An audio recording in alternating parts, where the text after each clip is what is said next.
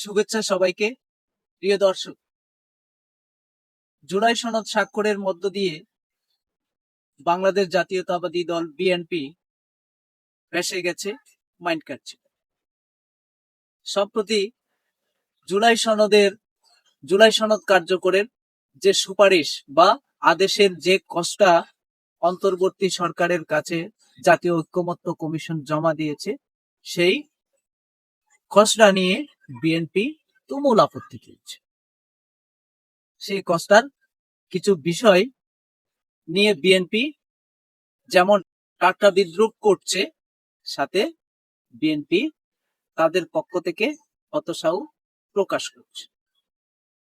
এমনকি জনাব মির্জা ফখরুল ইসলাম আলমগীর বলছেন যে জুলাই সনদের মধ্য দিয়ে জাতীয় ঐক্যমত্য কমিশন আসলে প্রতারণা করেছে জাতীয় ঐক্যমত্য কমিশনের বৈঠকে রাজনৈতিক দলের সাথে যে আলোচনা হয়েছিল, সেখানে তারা বলেছিল জুলাই সনদ কার্যকরের বিষয়ে তারা কিছু সুপারিশ করবে সরকারের কাছে।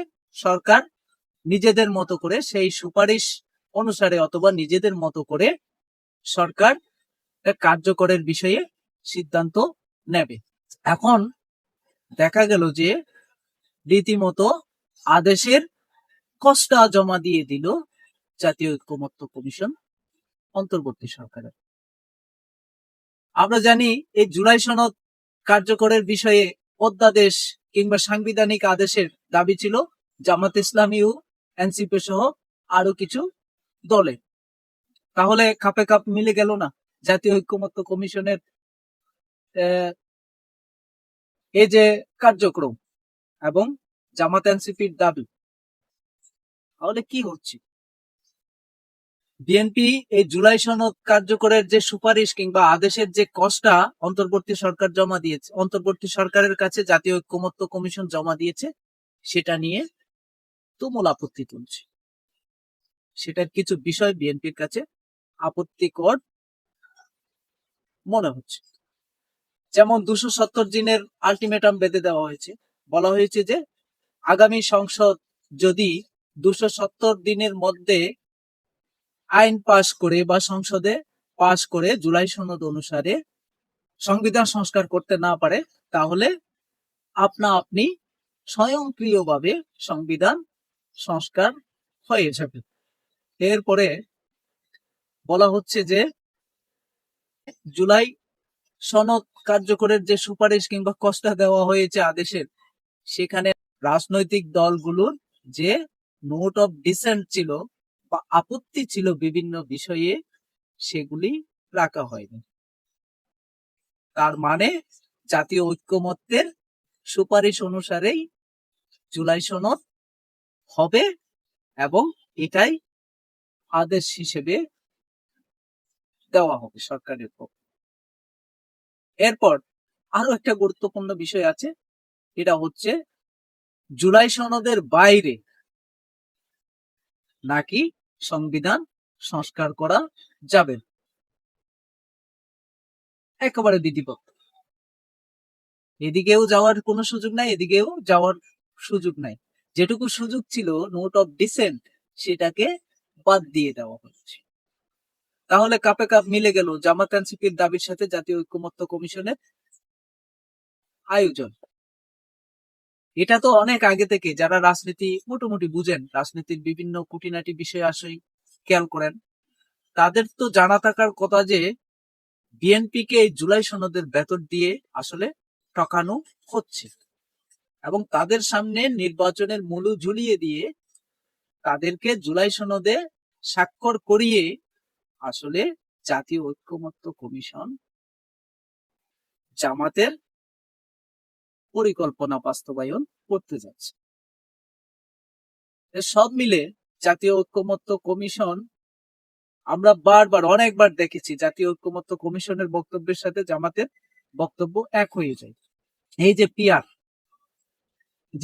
পিআর নিয়েও জাতীয় ঐক্যমত্য কমিশনের বিভিন্ন সময়ের যে বক্তব্য, সেটা জামাতের সাথে মিলে যায়।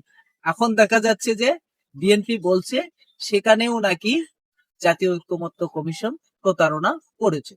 কথা ছিল নিম্নকক্ষের আসনের ভিত্তিতে দলগুলো উচ্চ কক্ষে আসন পাবে অনুপাতে, নিম্নকক্ষে আসনের অনুপাতে উচ্চ কক্ষে দলগুলো আসন পাবে।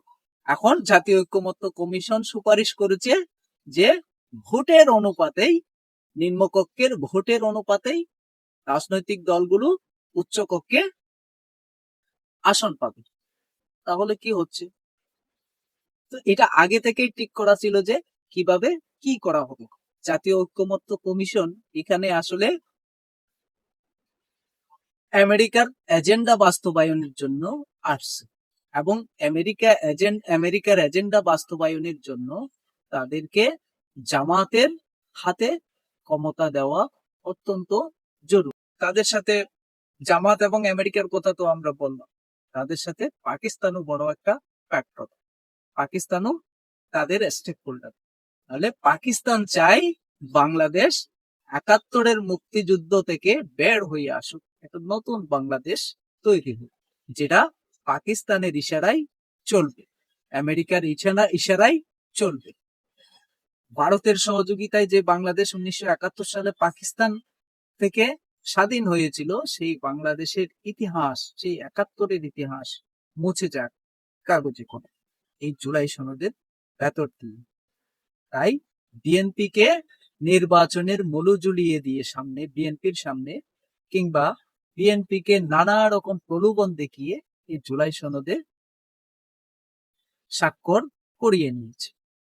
আর বিএনপি এখন স্বাক্ষর করে বুঝছে যে তারা আসলে মাইন্ডকাট চিপাই পড়ে গেছে।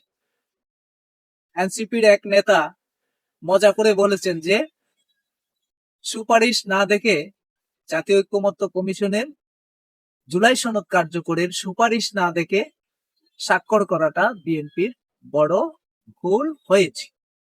এটা হয়তো মজা করে বলছে, আমার তো এরকম মনে হয়েছে।